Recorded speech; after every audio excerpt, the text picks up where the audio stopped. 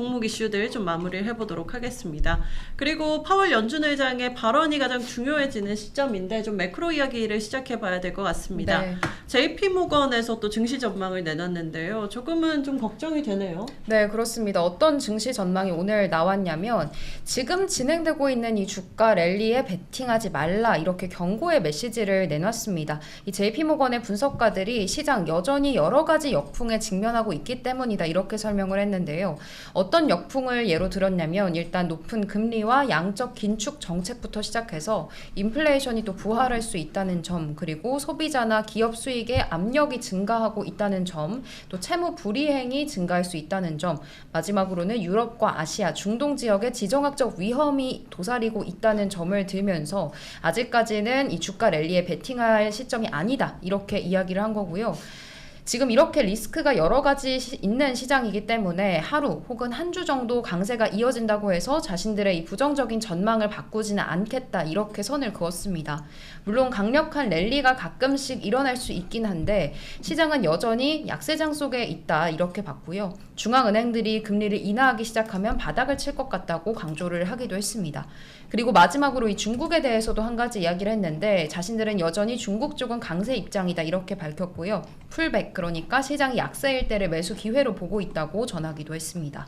네, 오늘 JP모건에서 증시 전망을 내놨습니다. 사실 어제도 저희가 마이클 윌슨 분석가, 네. 모건스탠리죠. 분석가의 전망을 다뤘지만 중기적으로는 하락 가능성을 계속해서 시사를 해왔는데요. 사실 지금이 이제 1월에 굉장히 좋았고 2월에는 조금 뭐 하락을 했었고 3월 시작을 하면서 좀 터닝 포인트가 될 시점이 아닌가 싶은데요. 좀 어떻게 전망을 하고 계신가요?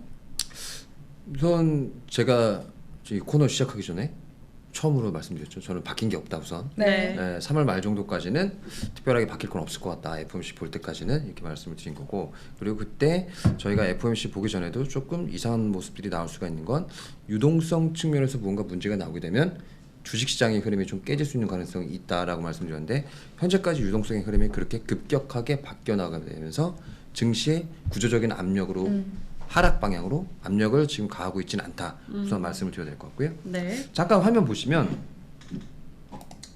자, 요거 하나만 띄워주실래요? 자, 이거 한번 읽어보시죠. 자, EPS 관련해 가지고 과거 리세션 구간들이 있었죠. 1990년, 자, 1990년이고요. 2000년, 2007년, 2020년, 22년, 그리고 평균입니다. 근데 사실 평균은 그렇게 보실 필요가 없을 것 같아요. 과거의 사이클이 어떻게 흘러갔는지 그것만 좀 봐주시면 될 것 같고요. 저희가 지금 어디 있느냐? 자, 여기 있습니다. 이 파란 굵은 선 보이시죠? 요겁니다. 요거 이렇게 움직이는데 저희가 지금까지 어떤 선이랑 가장 비슷하게 움직였을까요?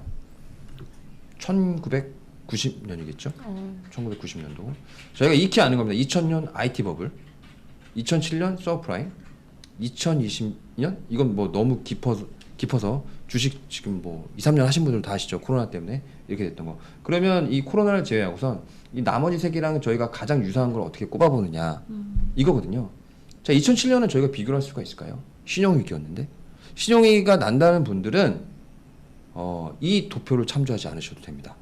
예, 신용위기가 난다는 건 미국의 금융 시스템이 붕괴가 된다는 것이죠. 그래서 다시 한번 뭐 제로금리, 양적 완화, 뭐 4, 5, 6 이렇게 간다. 이렇게 보시는 분들이 주로 살펴보셔야 될 지표고요. 자, 2000년도의 지표를 보게 되면 지금 현재보다는 더 가파르게 좀 하락이 나오고 있습니다. 그 당시에 보게 되게 되면 이렇게 좀 하락이 나왔었는데도 불구하고 경기가 엄청나게 깊게 침체되고 있다고 보지는 않았었어요. 네. 경기 자체의 침체폭은 크진 않았어요.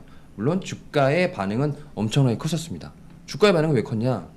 너무나 버블을 많이 꼈기 때문이었죠. 그래서 컸던 거고. 근데 지금 저희가 유의해야 될 건 1990년대 상황하고 유사하다. 그렇게 보셔야 될 것 같고. 자, 그러면 지금 예상하고 있는 윌슨이라든지 뭐 JP모건 콜라우노비치라든지 뭐 허튼햇은 요즘에 무슨 의견을 내는지 모르겠어요. 그러게요. 요즘 네. 좀 잠잠하네요. 허튼햇은 요즘에 얘기가 없어요. 네. 네. 허튼햇의 얘기가 전 제일 중요하다고 보는데 윌슨보다. 그건 그 이유는 나중에 또 얘기해 드리겠습니다. 네. 이 지수가 지금 현재 여기 있지 않습니까? 하반기 때 여기가 있다고 보는 거예요. 여기 하반기 이 근처 어디가에 이게 가려면 뭐가 일어나야 될까 저희는 고민을 해봐야 됩니다. 네. 예. 그래서 제가 항상 윌슨의 말도 저는 항상 존중하고 뭐 콜라노비치의 말도 존중하고 뭐 허트넷의 말도 존중을 한다. 그렇지만 그 이유를 사전적으로 우선 명확하게 해설을 해보고 그것이 갈지 안 갈지는 저희가 판단해봐야 된다라고 네. 말씀드린 거고요. 여기까지 갈 이유는 지금 상태로는 저는 없다고 봐요. 가려고 하게 된다면 미국 경제가 특히 소매가 엄청나게 부러지거나 혹은 부동산이 완전히 부러지거나 혹은 저희가 예상하지 못하는 어떤 크러쉬가 와야 되죠. 네. 지정학적 문제가 미국에서 난다면 이런 고민도 해볼 수도 있어요. 근데 그거는 일반적인 경기 침체 경로가 아니기 때문에 제외를 하면 과연 그런 일이 있을 수 있을까? 왜냐면 지금 소매 판매가 너무 좋고 고용이 너무 좋고 PC가 안 잡힌다고 하면서 갑자기 미국 경제가 주저앉는다? 이런 말하고 똑같은 거거든요. 그래서 그런 날들을 저는 좀 찾아보게 된다면 저희가 그런 근거를 갖고 있다면 이렇게 빠지게 될 수 있는 근거를 아직은 저희는 찾을 수가 없다. 그래서 콜라노비치가 보고서를 만약에 100페이지 썼다면 저희가 읽어볼 수 있는 건 한 페이지, 두 페이지짜리거든요. 네. 네. 많은 데이터가 들어있지 않아요. 그래서 그 사람이 속으로 갖고 있는 데이터가 뭔지는 모르겠지만 그 데이터가 실제적으로 아주 자세하게 오픈이 되면 저희도 이해해 볼 수가 있겠죠. 근데 그런 데이터가 오픈이 되지 않았기 때문에 아직은 저희는 이해할 수 없다라고 먼저 말씀을 드려야 될 것 같고요. 윌슨 같은 경우도 마찬가지로 EPS가 180에서 200까지 빠진다. 지금 현재 EPS 예상치는 S&P 실적이 500이 다 발표가 됐었죠. 그래서 220 초반 정도 되고 있는데 과연 여기서 20% 이상의 급감이 나올 수가 있을까? 20% 이상의 급감이라면 하드 리세션이죠. 네. 네. 하드 리세션이 나오기 위한 여러 가지 조건이 있는데 앞서 말씀드렸던 신용 크레딧 이런 것들이 문제가 되거나 주택 버블이지만 상당히 빨리 꺼져서 여러 가지 경로를 해서 경기에 소비에 악영향을 끼치거나 혹은 그것들이 결정적으로 영향을 끼쳐서 고용에도 심대한 영향을 끼치거나 그 정도 수준이 나오지 않으면 20% 하락은 저는 개인적으로 받아들이기가 좀 어렵다라고 생각을 합니다. 그래서 현재 지금 가장 유사한 이런 움직임이 저희는 1990년대 2000년대 아니고 7년도 아니고 2020년도 아니다. 1990년대랑 우선 비교를 해보자 이렇게 말씀을 드려야 될 것 같고요. 지금의 물가 경로라든지 경기 경로가 매우 빠르게 싣기 위해서는 저는 단 하나밖에 없다고 봐요. 연준의 실수. 연준의 실수입니다. 굉장히 과도하게 타이트닝하게 경기를 옥죄일 수 있는 지금도 제약적인 금리라고 얘기를 했는데 초제약적인 금리까지 네. 올린다거나 아니면 경기가 부러져 가고 있는 것들이 지표상으로 이미 동행지표, 후행지표로도 확인이 되고 있는데도 불구하고 인플레이션만 목표로 해서 경기 그리고 고용에 대한 것들에 대한 임무는 저 뒤쪽에 밀어놓고 매우 제약적인 수준이 오래 간다. 이렇게 되면 경기 문제가 나올 수가 있죠. 네. 그래서 보통 나중에 보시겠지만 이 금리가 한번 올라가고 나서 1년 이상 그 고점을 유지한 적이 단 한 번도 없어요. 단 한 번도 없고요. 대부분 평균적으로 한 7, 8개월 정도? 대부분 평균적으로 그 정도고요. 그 이후에는 그 통화 정책의 시차가 경기에 영향을 미쳐서 각종 경기 지표들이 다 쿨다운 되는 게 보이거든요. 근데 쿨다운 되는 게 페드가 얘기했던 거는 하반기다. 얘기를 계속 하고 있거든요. 네. 근데 그 하반기라고 얘기를 한 것들이 아직 결과가 나오기에는 시간이 한참 남았고 그리고 저희가 여러 가지 연초 데이터가 조정을 겪고 있는 상황에서 연초 데이터만 보기도 힘들다라고 이미 페드에서도 인정을 했기 때문에 그 부분을 저희는 감안하고 봐야 된다는 거죠. 그래서 이렇게 급격한 EPS 하락이 예전처럼 나올 것인가 이 그림에 나와 있지 않은 것처럼 새로운 그림을 하나 만들어낼 것인가 그렇게 되려면 저는 반드시 연준의 큰 실책 작은 실책도 아니에요. 큰 실책이 필요하다고 보고 있고요. 그리고 혹시 제가 아직 상업용 부동산에 대해서 분석이 되지는 않았는데 미국 상업용 부동산에 대해서도 저는 일부 크랙이 좀 있는 걸로 판단해서 미국 상업용 부동산은 주식에도 굉장히 좀 연관이 많이 있어요. 네. 엄청나게 많이 있어요. 그래서 그 부분이 조금 문제가 된다면 뇌관으로 작용할 수가 있지만 아직까지는 그렇게 심각한 문제처럼 보이지는 않는다라고 말씀드리는 거고요.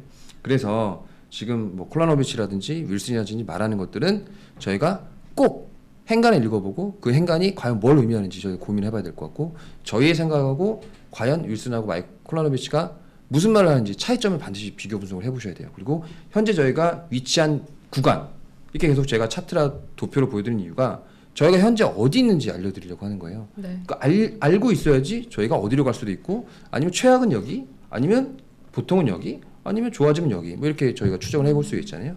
그런 면에서 제가 항상 이렇게 도표라든지 이런 것들을 보여드리는 겁니다. 그래서 지금 좀 무거운 얘기지만 또 지수에 대해서 말씀을 드려서 조금 잘났다고 얘기하는 게 아니고요. 이분들의 데이터를 저희가 100페이지짜리 받아볼 수 있으면 저도 이해해 보려고 노력을 하겠는데 이런 자그마한 뭐 한 줄짜리 두 줄짜리 행간으로는 저희가 이해하기가 굉장히 힘들다라고 보이고 결과적으로는 EPS가 하락을 엄청나게 해서 주식이 망가진다잖아요. 그래서 망가지는데 망가지게 되는 이유가 지금은 또 너무 비싸다잖아요.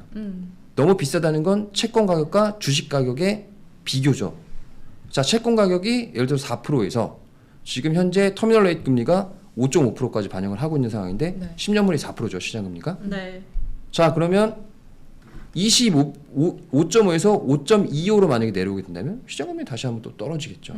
그러면 흔히 말해서 ERP라고 말하는 그런 일대의 역수를 말하게 되면 다시 한번 주식의 매력은 올라갈 수밖에 없는 거고요.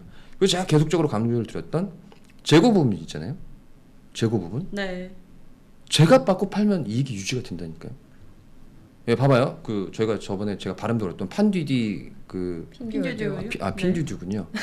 뭐 상관없습니다. 네. 핀듀듀랑 징동닷컴이랑 막 싸워서 이제 오늘부터 엄청나게 저 뭐 소비 지원금들이 나간다고 하더라고요. 이런 것들이 왜 나가서 왜 나갈까? 그럼 주가가 왜 빠질까? 주가가 왜 빠지겠습니까?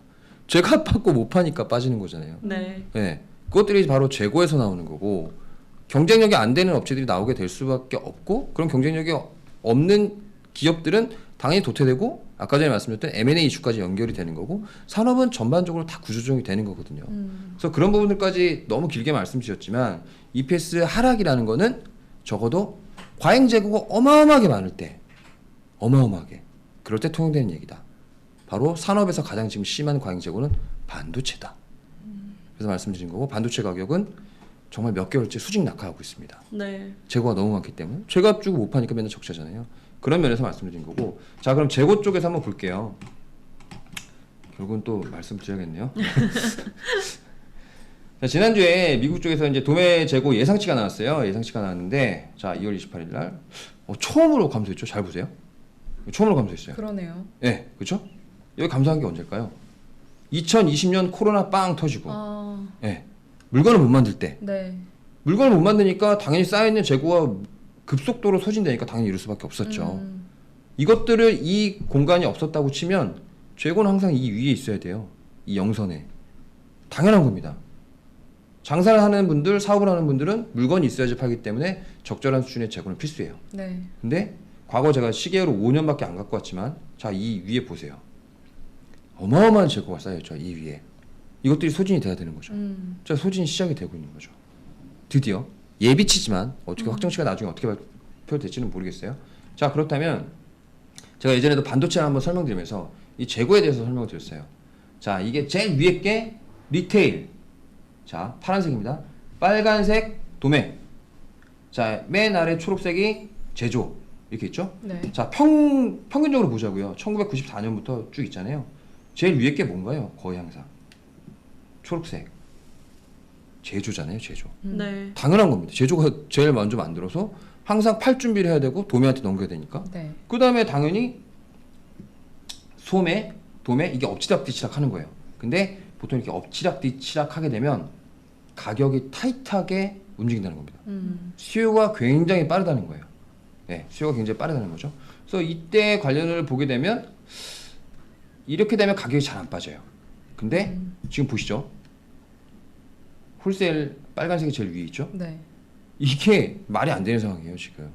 일반적인 재고 관점에서는. 이게 떨어져야 되는 거죠. 자, 근데 이게 12월까지 차트입니다. 근데 월마트라든지 뭐 타겟이라든지 여러 가지 소매 유통업체들 아까 전에 저희 디키였나요? 뭐 하여튼 그 딕스. 딕스. 네, 죄송합니다. 딕스. 그런 업체들을 보게 되면 재고 드디어 다 해결했습니다. 이렇게 얘기를 했었잖아요. 그렇게 되면 이 재고 추세선이 있거든요. 이 재고 추세선이 그냥 자로 그냥 볼펜으로 여기 대보시면 돼요. 볼펜을 대보시면 이게 추세선이라고 보시면 되는데 네. 경기가 어찌됐든지 역성장을 하지 않으면 대부분 뭐 2%에서 2.5% 정도 미국이 성장하니까 그 기울기가 이 정도 선이라고 보시면 돼요. 대부분에 이게 뭐 수축이 되기도 하고 올라가기도 하는데 이 부분들은 어차피 회귀를 하는 부분이니까 제외를 하겠습니다. 그러면 이게 올라갔던 부분은 내려와야지 정상으로 간다는 거죠. 네. 자, 지금 2월 끝났죠. 자, 이게 과연 어디 있을까 저희는 고민을 해봐야 됩니다. 고민을 해봐야 되고요. 리테일 재고가 4개월 정도 감소했을 때 추세선에 결국 복귀하는 모습을 보여줬거든요. 그러면 과연 도매가 이 4개월 정도 뒤에면 어떻게 됐을까 저희가 고민을 해봐야 된다는 거죠. 4개월 되면 한 요 정도 있지 않을까요? 요 정도? 그냥 그림으로 퉁쳐도 올라가는 건 꺾이겠죠, 사실. 네. 재고가 감소하고 있다고 지금 나왔으니까 네. 2월달에. 그러면 추세선에 복귀할 수 있는 게 한 6개월 정도는 되지 않을까요? 넉넉 잡고 잡아도. 그럼 하반기부터는 도매도 제값받고 판다. 네, 그렇잖아요. 그러면 소비자들의 구매 여력만 어느 정도 살아있으면 이 재고 사이클에 대한 게 무너질 염려는 사실상 상당히 좀 희박하다라고 해석해 볼 수 있지 않을까요? 그래서 제가 계속적으로 이 재고를 말씀을 드리는 게 기업들의 EPS가 올라올 수 있는 기반도 하반기다.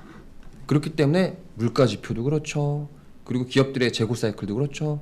다 하반기에 저희가 볼 수 있는 게 다 몰려있기 때문에 상반기는 노이즈만 많은 거예요. 노이즈. 그래서 저희가 주목할 것은 이런 것들은 계속 추적을 하고 그다음에 유동성은 단기간에 영향을 엄청나게 크게 미치잖아요. 네. 그러니까 제가 지난달 뭐 초부터 유동성에 대한 것도 계속 설명을 드렸었는데 그래서 유동성을 3월까지 우선 보자 말씀드렸던 거고 3월달에 유동성을 공급했던 연초까지 유동성을 공급했던 게 유럽을 제외한 모든 중앙은행이 다 공급했다고 말씀드렸잖아요. 네. 그러니까 다 오를 수밖에 없다라고 말씀드렸던 거고 지금 상황도 유동성을 보시게 되면 자, 이 아래 제가 해놨는데 자 페이드 리퀴디티 자 페이드 유동성입니다.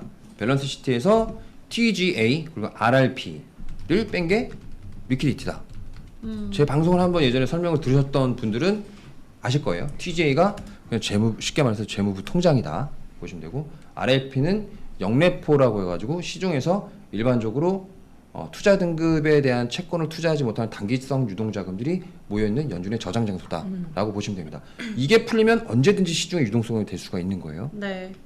그리고 TJ도 마찬가지입니다. 근데 여기 한번 보시죠.